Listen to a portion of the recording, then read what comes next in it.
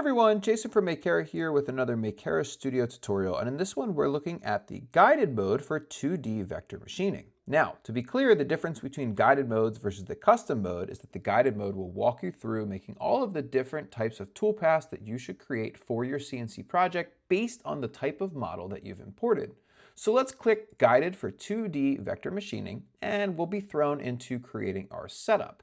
This is really important as this will allow you to choose which CNC you're working with, what spindle collet diameter you're doing, as well as the material that you're working with. And in the guided mode, your toolpaths are recommended and your bits are recommended based on your collet diameter size and the material that you choose.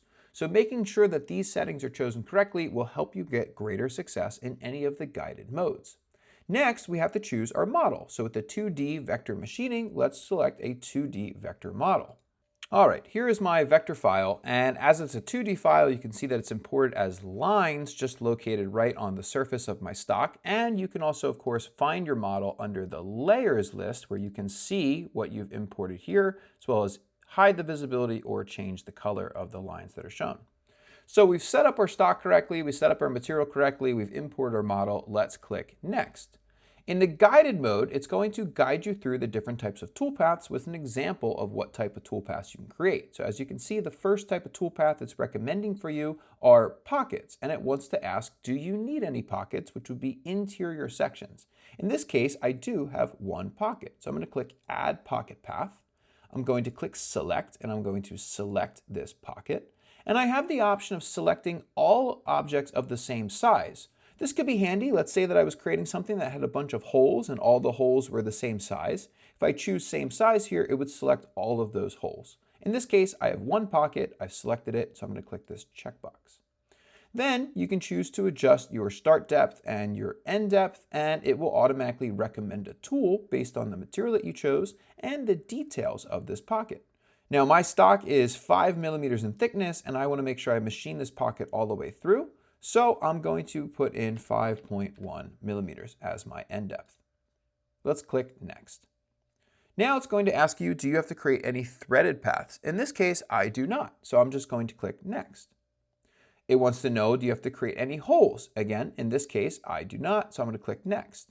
And then it asks if you want to create any contours. So these are outer profile or perimeter cuts. And in this case, I have several contours I need to make. So I'm going to click Add Contour Path, select, and I'm going to choose each of my contours by holding Shift and selecting all of them, 3 total, and then click my checkbox. Again, it's asking to enter different parameters.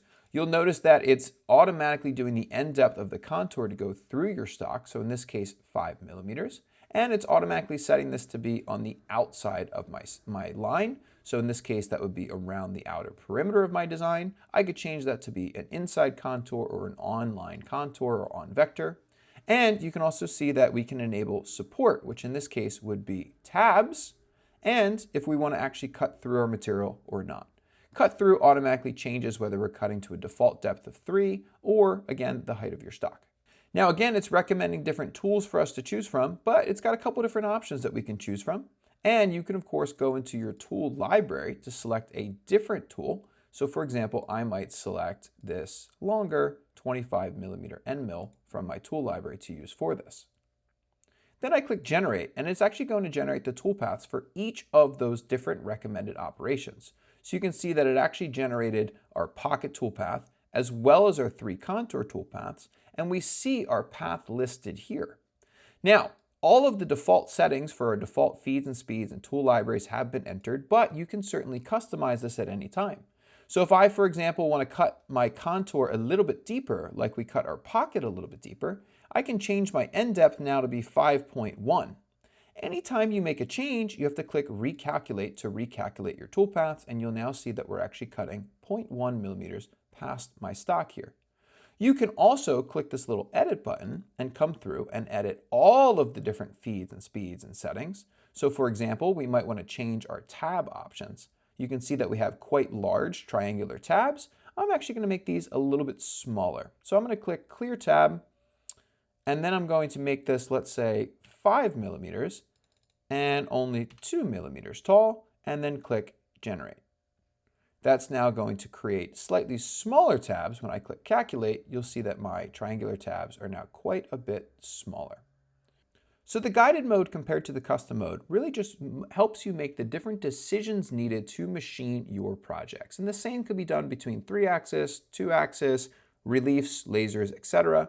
But again, just helping you figure out which toolpaths you need, which tools you need, and the default cutting parameters.